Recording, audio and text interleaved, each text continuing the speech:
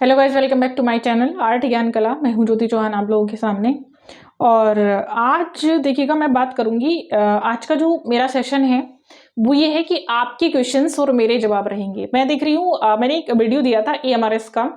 तो जो एएमआरएस का मैंने वीडियो दिया था वो जो पहली वैकेंसी आई थी आप लोगों की, वो तब का वीडियो, मतलब तब की क्वालिफिकेशन थी। और उसके बेसिस पर मैंने सिर्फ आपको एक गाइडेंस दिया था कि आप लोग प्रिपरेशन कर सकते हैं, ठीक है।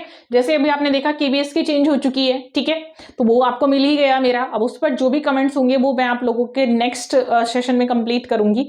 तो यहाँ पर आज मैं बात करने वाली हूँ, काफी सारे मैं देख रही हूँ अभी यहाँ पर बच्चों ने जो है क्वेश्चंस किए हुए हैं, तो उन क्वेश्चंस के रिप्लाई आज मैं करने वाली हूँ। तो पहला मैं देख रही हूँ यहाँ से जो दिया हुआ है वो है स्वाति सिंह का है, और इन्होंने बोला है कि यहाँ बीएड होने वाला है केवीएस एनबीएस में, जैसा रूल होता है वैसे ईएमआरएस भी हो जाता तो हम लोगों को केस कर देना चाहिए था, नहीं तो केबीएस एनबीएस में भर ही नहीं पाएंगे फॉर्म।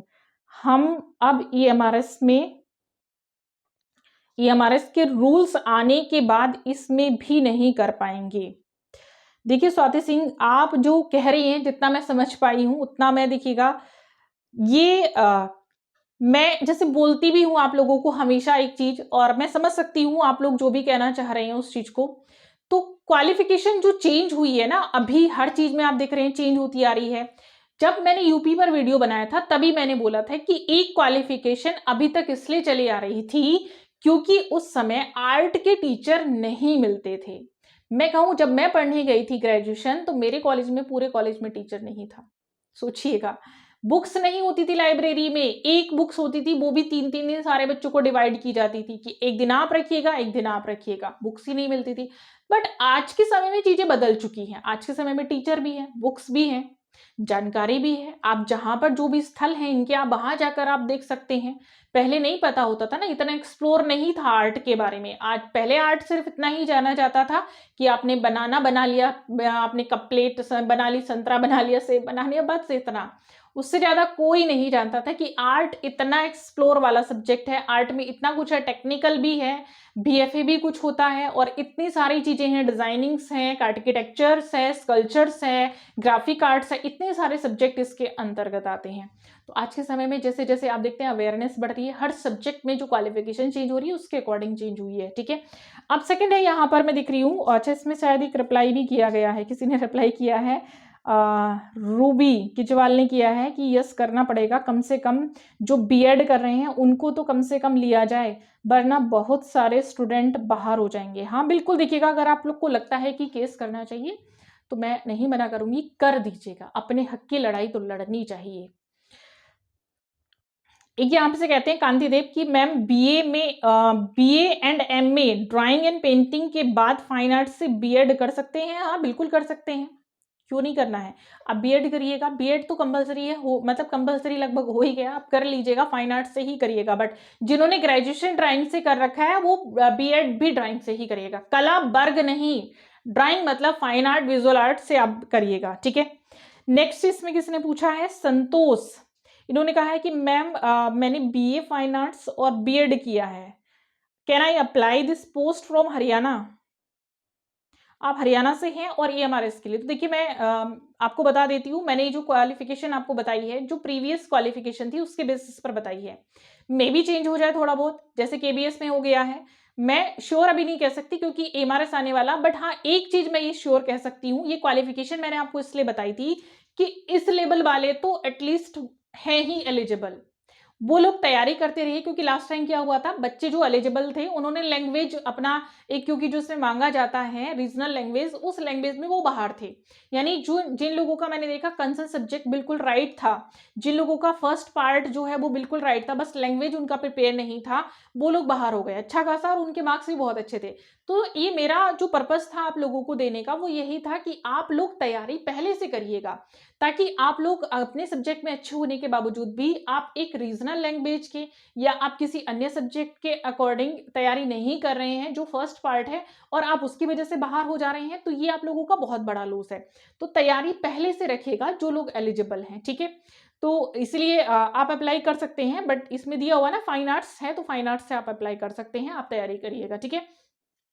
नेहा जोशी कहती हैं कि 3 साल बीए ड्राइंग एंड पेंटिंग से किया है, 2 साल बीए ड्राइंग एंड पेंटिंग से किया है और 2 साल एमए ड्राइंग एंड पेंटिंग से किया है। 7 साल पढ़ने के बाद भी ड्राइंग एंड पेंटिंग वालों को एनवीएस केवीएस ईएमआरएस का मौका नहीं देती फॉर्म फिल करने का।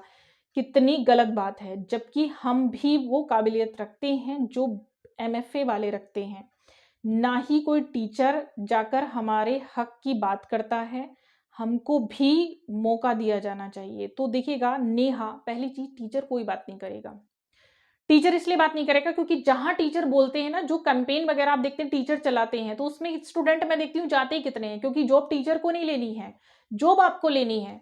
आपको अपने हक की लड़ाई खुद लड़नी पड़ेगी। तो खुद आप इकट्ठा होइएगा, ऑनलाइन आप कैंपेन चलाइएगा, आपके साथ में टीचर खड़े हो सकते हैं, बट टीचर पहल नहीं कर सकते हैं। ये पहल आपको करनी, क्योंकि टीचर अगर पहल करते हैं तो किस बेसिस पे करेंगे? उनको क्या कहा जाएगा, आप क्यों आए हैं आगे, आपको जॉब नहीं लेनी है ना। तो टीचर का कोई मतलब ही नहीं बनता, क्योंकि उनको साफ रिप्लाई मिल सकता है आगे से। आप सब एक होकर जाइएगा, आप टीचर की हेल्प ले सकते हैं, बेसिकली कोई टीचर मना नहीं करेगा, ठीक है। लेकिन जहां तक आप कह रही है ना 3 साल बीए ड्राइंग से किया, 2 साल बीएड ड्राइंग एंड पेंटिंग से किया, तो आप एलिजिबल हैं, आप केबीएस में जाइएगा, आप तो एलिजिबल हैं।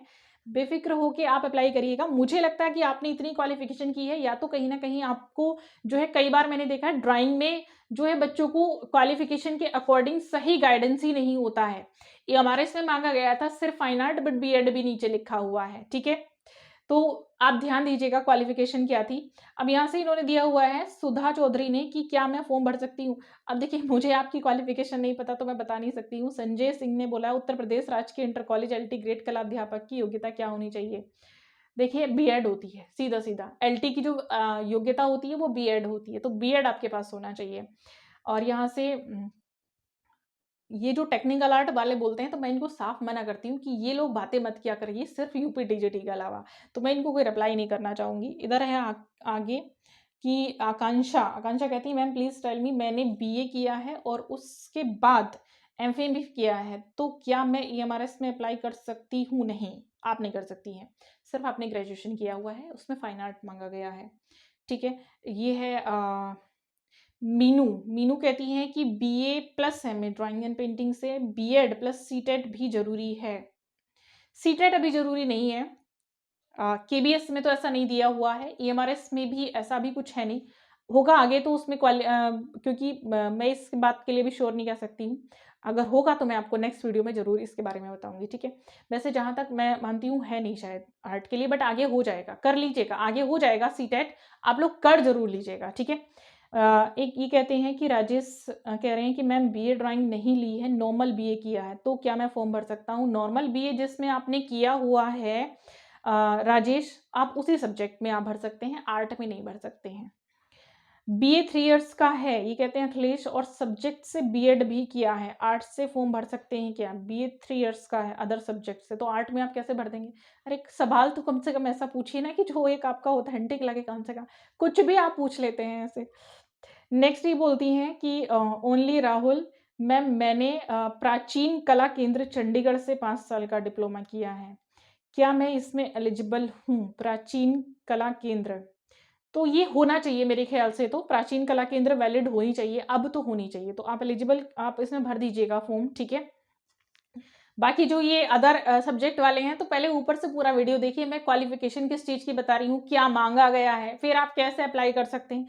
तो ये थोड़ा सा सोचने वाली बात है, इस चीज पर थोड़ा सा फोकस रखिएगा। इसमें काफी सारे कमेंट्स थे, बट जितने मुझे इसमें लगे हाईलाइट थे, शायद मेरे ख्याल से उतना मैंने रिप्लाई किया, और मुझे लगता है आप लोगों के कुछ डाउट कुछ हद तक क्लियर हुए होंगे। केवीएस की मैंने जो वीडियो दी थी, उस पर भी जो भी आप लोगों के क्वेश्चंस होंगे, उनका कुछ का रिप्लाई मैं कर चुकी हूँ आर्ट नॉलेज क्लब पर, कुछ का जो भी रहेगा वो मैं रिप्लाई यहाँ पर भी करूंगी, ठीक है। फिलहाल मेरा कोर्स जो है ईएमआरएस का और केवीएस का भी चल रहा है, तो आप लोग ज्वाइन कर सकते हैं, संडे तक लास्ट ऑफर है। तो आप लोग ज्वाइन करने के लिए मेरा एप्लीकेशन डाउनलोड कर लेंगे, मुझे व्हाट्सएप पे मैसेज कर सकते हैं, एप्लीकेशन का लिंक ले सकते हैं। मिलेंगे नेक्स्ट वीडियो में, तब तक के लिए थैंक यू सो मच।